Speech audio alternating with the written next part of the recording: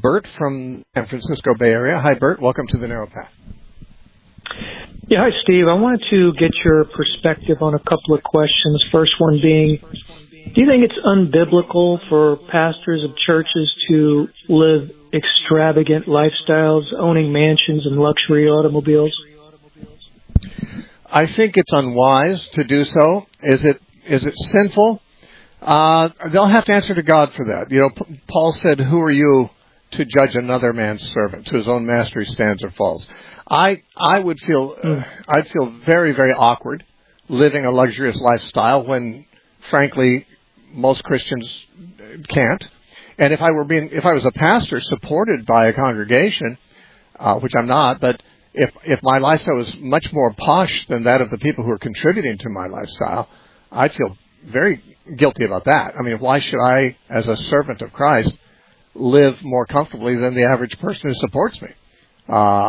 But that's me. I mean, I kind of, my ideas about money and ministry are kind of not based on modern practices, but more based on what the New Testament teaches. Jesus told ministers, freely you've received, freely give. So I think a minister should be providing his ministry without charge. And I also believe, as Jesus said and others, Paul said, that people should support the person that's in the ministry. But support isn't the same thing as salary, and it certainly doesn't mean that you support him to be living like a celebrity or like a wealthy man. Peter said, and he was, by the way, the most influential man in the church when he said this, he said, "Silver and gold I have none. But he said, what I have I can give you," meaning to the crippled man. "In the name of Jesus Christ, I say, rise up and walk." There was a time when there's a famous story about a pope was showing to one of his cardinals all the wealth and the gold that the Catholic Church had amassed. And he said, the Pope said, "We can no longer say, 'Silver and gold have I none,' like Peter said." And the guy answered and said, "Yeah, but neither can we say, 'In the name of Jesus Christ, rise up and walk.'" You know, the church has traded money for power in many cases.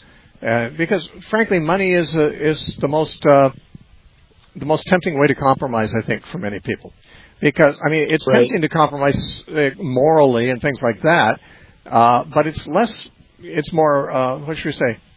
It's more scandalous if we get caught compromising morally. But if you compromise financially, that is, you become a worshiper of money, there's very few Americans that will condemn you for that, because they do too, and they think that's normal. But, I think a minister who lives wealthier than let's just say the average person who supports him, I think is doing a very unwise thing. And I don't know how he can justify it before God. Maybe he can. Again, I'm not his judge. God will judge me for the way I handle my finances, and I live in the fear of God about that. But there are others that they're going to answer to God too, and I don't know if they live in the fear of God or not. That's between them and God. I will say this, that a man's income tells me nothing about his spirituality. The question is, where's the outgo? Where's the money going?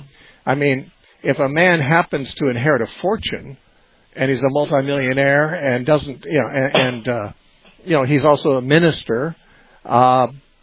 I think of a pastor in Southern California who became a multimillionaire based on a best-selling book he had, and he was a salaried minister. He gave up his salary at the church and paid back the church for decades of salary they'd given him. That was a very commendable thing, I believe. And I believe he now lives on 10% of what he gets.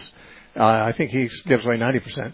And so, I mean, that's good. Now, he no doubt still has millions coming in, but he's giving out millions to the poor and to charity and things like that, too. So I consider that you can't really judge a man by how much money comes in. The question is, where is it going? If he's acquiring mansions all over the place and, expensive jets and things like that, that seems to me to be wasteful. And I would be comfortable saying I think it seems to God to be wasteful, too. But God's going to be the one to judge. And that's all I can say. I would certainly not trust the spiritual good sense of a minister who lived in luxury and who had mansions and things like that.